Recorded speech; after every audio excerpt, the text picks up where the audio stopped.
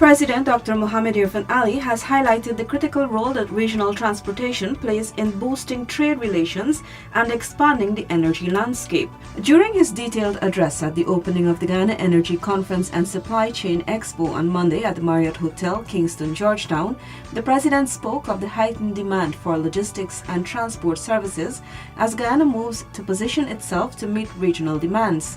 The conference, previously dubbed the International Energy Conference and Expo, has been rebranded to include supply chain, and according to the President, this aims to reflect the importance of this area of expertise within the regional context.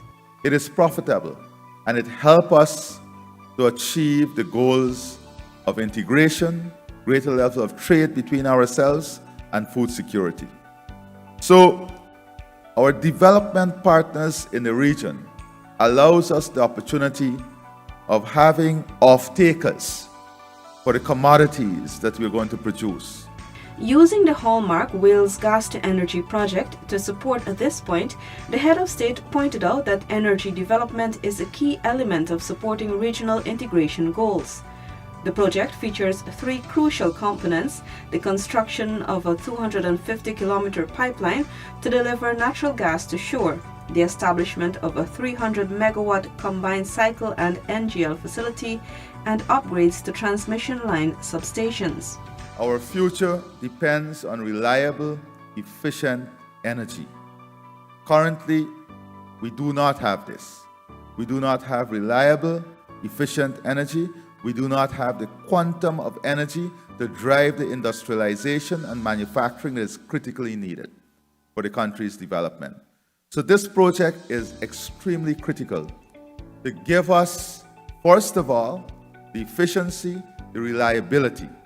But more importantly, it gives us the opportunity to be competitive. Given that the project can reduce the cost of electricity by 50%, the head of state pointed out that once operationalized, it will give Guyana a competitive edge within the industrial markets. We are already seeing that the second phase of gas coming in will have to support a second power plant.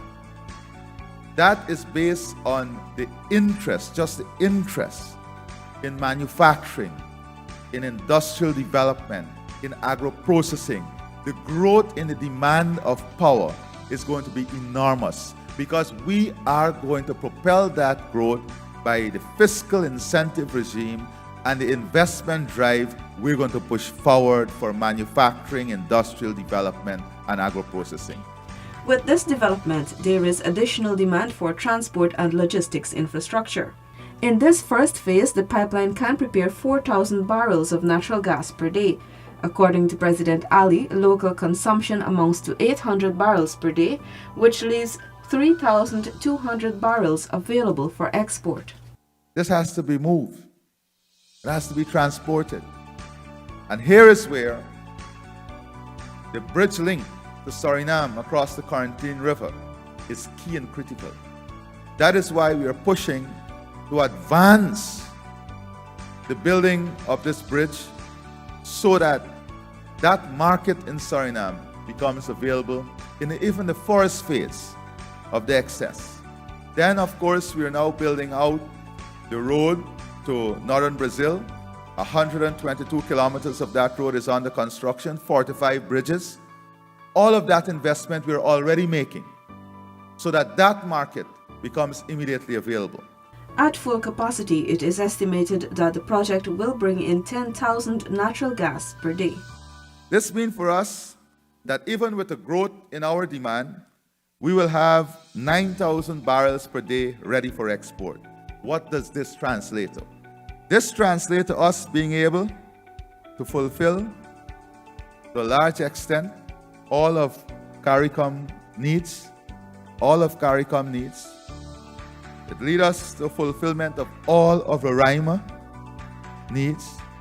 So, this is a link between the investment. When people ask, why build roads? Why build bridges? This is the economic link that it creates. The Guyana Energy Conference and Supply Chain Expo is being held from February 19 to 22 at the Marriott Hotel, Kingston, Georgetown, under the theme Fueling Transformation and Modernization.